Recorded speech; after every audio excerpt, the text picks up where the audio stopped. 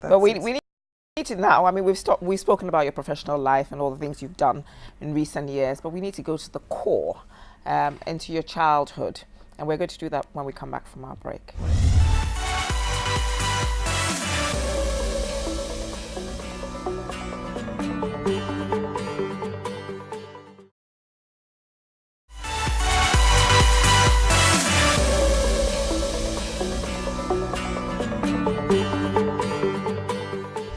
I'd like to welcome you back to the Today's Women Show. I'd like to acknowledge our sponsors again, and they are Noah Lovely Baby Diapers and Queen's Pride Long Grain Perfumed Rice. And the tagline is no substitute. And as you can see, I've got a big bag here, which I shall present to my guest at the end of the show. Now, your childhood, baby last. Did that mean that you were pampered and spoiled? Well, I mean, the good thing is that I had 4 ahead of me, but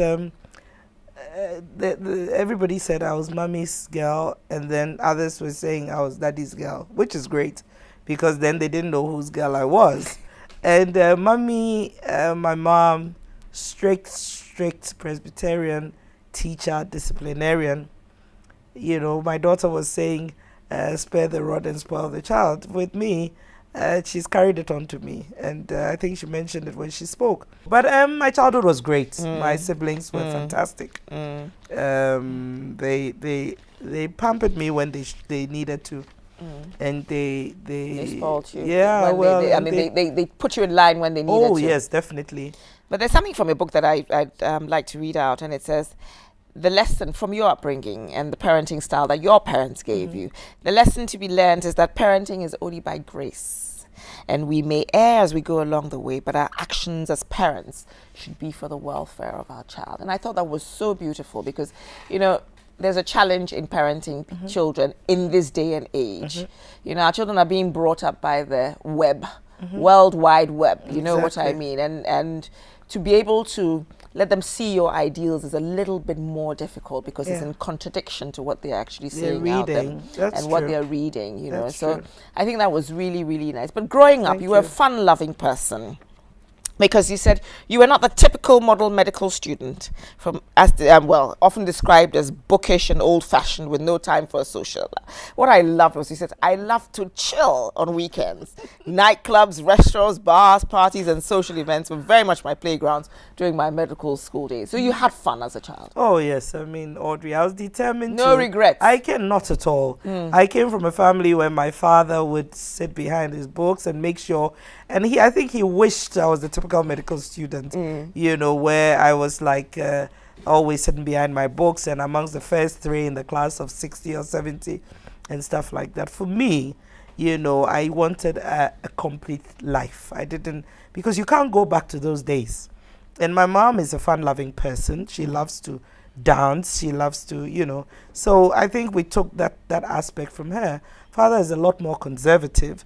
I mean, in his old age, he's now trying to kind of loosen up a little bit, so let his head down. But I didn't want to miss those days. And I had 4 siblings ahead of me, and trust me, they were not people who just sat there and were bookish, and far from that.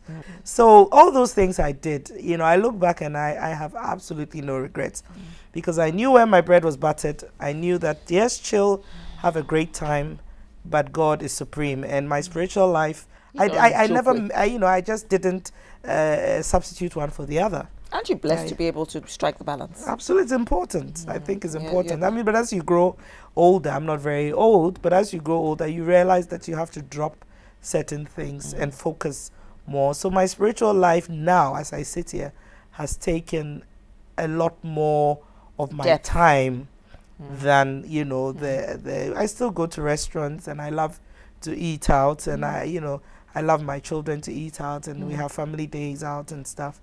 But with the clubs now, I think they're a bit noisy. You'd be too old. They're a bit noisy, you know, so I don't You'd be too I old don't do in the there. clubs You don't do the anymore. clubs anymore. You know, yes. But what does the future hold for Amma? Basically, my career is absolutely important. Brainwave Consult must go higher and higher and must achieve the reasons for which it was set up. And the girl-child education thing is something I'm taking on big time to make sure that I mentor young girls.